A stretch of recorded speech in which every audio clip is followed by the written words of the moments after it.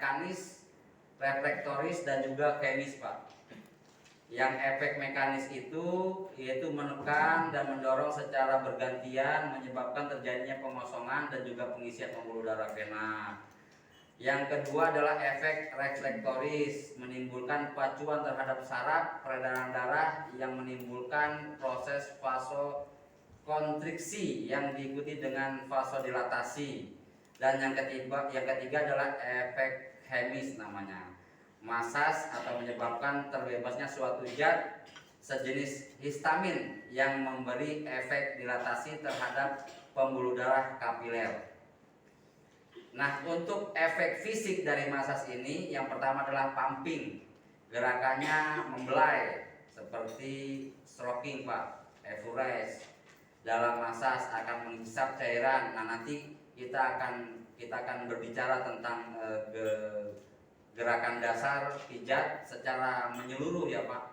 Rata-rata para pemateri memberikan materi gerakan dasar pijat ini tidak secara menyeluruh.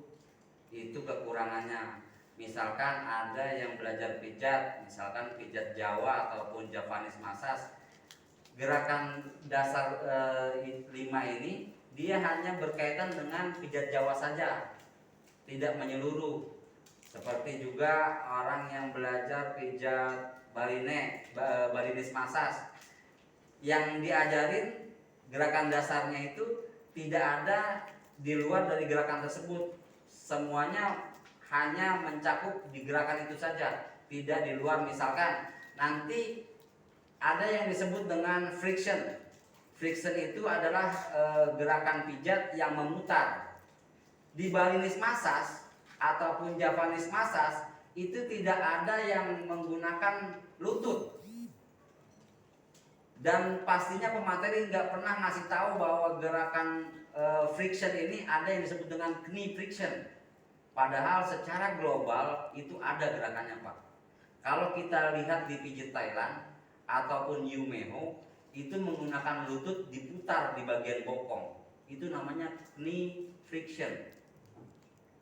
Jadi kalau misalkan kita belajar Balinese massage ataupun Javanese, pasti pematerinya nggak bakal nyebutin tuh, oh ada knee friction, nggak ada, pasti nggak nyebutin, karena memang dia nerangin hanya berkaitan dengan Javanese saja, berkaitan dengan Balinese saja. Untuk gerakan yang lainnya tidak diterangkan.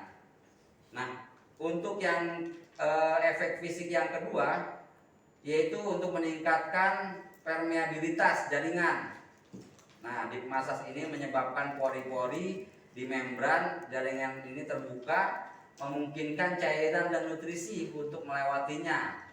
Ini membuat menghilangkan produk-produk limbah seperti asam laktat dan juga mendorong otot untuk mengambil oksigen dan nutrisi yang membantu mereka pulih untuk lebih cepat.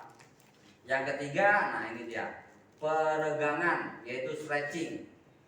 Yang keempat, menguraikan jaringan parut. Yang kelima, meningkatkan elastisitas jaringan. Yang keenam, membuka mikrosirkulasi. Ya, itu manfaat-manfaatnya ataupun efek fisik dari pijat, Pak. Saya nggak perlu jelasin, di buku ataupun di kertas udah tertulis. Nanti kalau saya jelasin makin banyak waktu yang tersisa habis, lebih baik kita sita saja supaya prakteknya lebih banyak daripada materi.